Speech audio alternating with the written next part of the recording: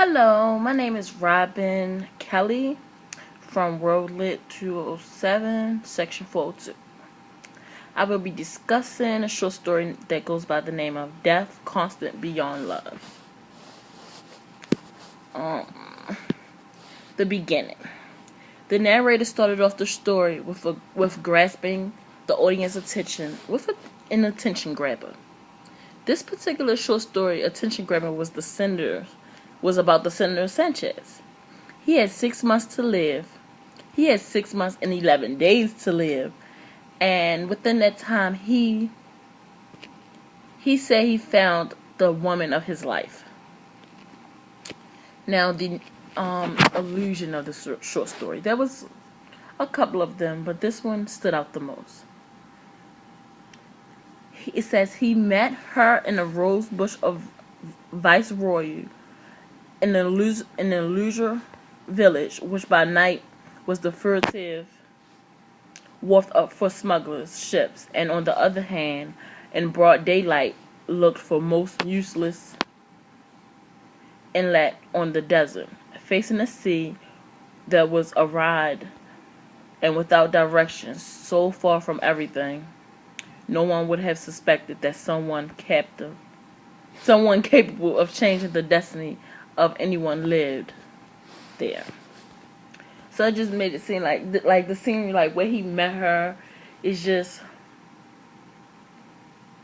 he loved his wife, but just no one is capable of being that beautiful existed. But so the female he met, just that it drew that attention to him. The scenery.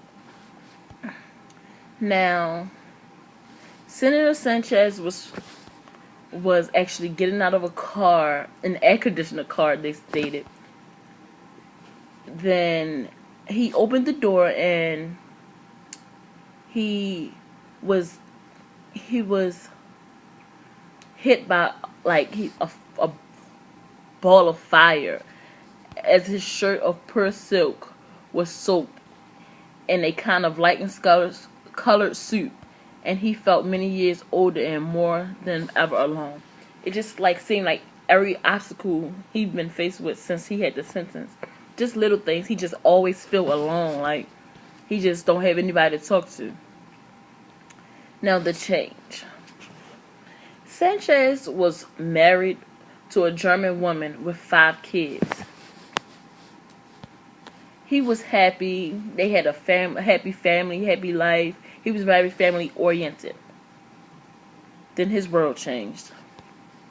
He found out he was sentenced to only have 6 months and 11 days left to live.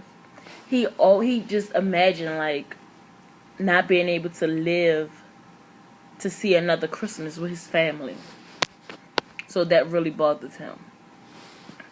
And the shame.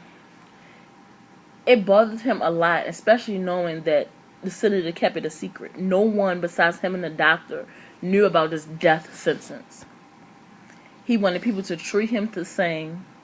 He said he didn't want any changes in life. He didn't want no one to treat him different. He didn't want nobody to change his life. He just basically he wanted to die the way he knew how to, the way he lived his life prior to knowing. They stated he felt ashamed, as death is such generation is a mystery of nature, altogether not a thing of which any man should be ashamed of. But he still was ashamed. He felt as though he was letting the people down. As senator, I feel like the senator, after knowing the death sentence, he began to feel different. Because as the senator began to stand on the platform, he felt worthy of those who was fighting to shake his hand. He didn't feel worthy of the people he was in control of, or he was, the people who came to him for issues and concerns. He felt as though he wouldn't be able to do it anymore, no longer after the 6 months.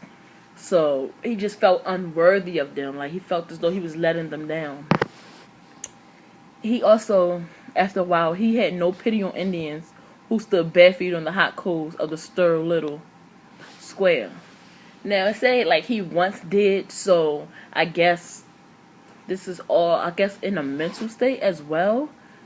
Being a, social worker, I looked at all aspects of it, or a potential social worker. I feel as though, like, his mindset is just different. Because, like, it's like he don't care. Like, it's like, why care? Like, I'm not going to be here that much longer.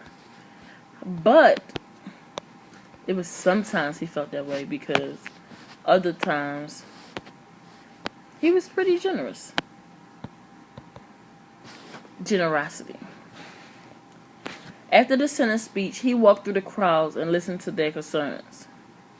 One lady in particular got his attention and asked for a donkey to travel from her house to the well. She said it was pretty much of a hassle, and she had 6 thin children. Like, it described it as the children was like really thin. So I'm guessing like they had to go through so much to get to the water and back. And he asked where was her husband. So basically, her husband left her for a younger woman. He also was pretty generous. He walked around giving small gestures to members of the crowd. And he also gave a sick man a spoonful of medicine. Now, they described the sick man as extremely sick. Like, he was in bed. They had to bring the bed to the door so the senator can see him, like, so he could be a part of the crowd. Disbelief. Okay, there was a guy named Nelson Farina, a guy who escaped from the Devil's Island, needed a false identity card to be free. Now, he asked for this false identity card almost every day that he's seen a senator. But the senator just kept denying him, just kept telling him no.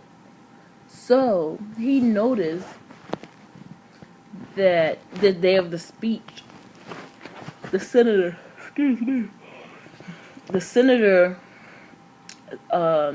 seen that his daughter, like, looked at his daughter with great obsession. Like, the senator was obsessed with his daughter, obsessed with the booty. So he used his daughter's booty in order to obtain the card from the senator. He felt as though her booty was unique. So Nelson Farina, the father of the daughter, sent the daughter over to the senator's room, where the senator lusted and caressed her. He was caressing her, then I want to say it was like a metal, from my interpretation, it was like a metal thing that was blocking her private area. It was locked, and her father had the key, and the only way he could get into it was